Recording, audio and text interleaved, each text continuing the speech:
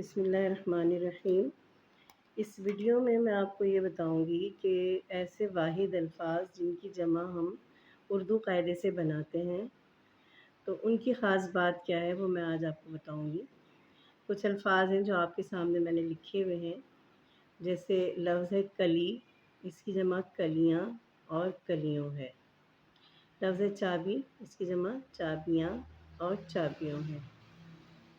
کتاب ہے تو کتاب کی جمع کتابیں اور کتابوں ہے۔ کیل ہے، اس کی جمع کیلوں اور کیلیں ہیں۔ یعنی ہمارے سامنے تین طرح کے قاعدے آ گئے، ایک اوں واو نون غنہ، ایک این یہ نون غنہ اور ایک الف اور نون غنہ۔ اب ایسا کیوں ہے کہ کلی کی جمع کلییں اور چابی کی جمع چابییں نہیں ہوا، یا کتاب کی جمع کتابیاں اور کیل کی جمع کیلیاں کیوں نہیں ہوا؟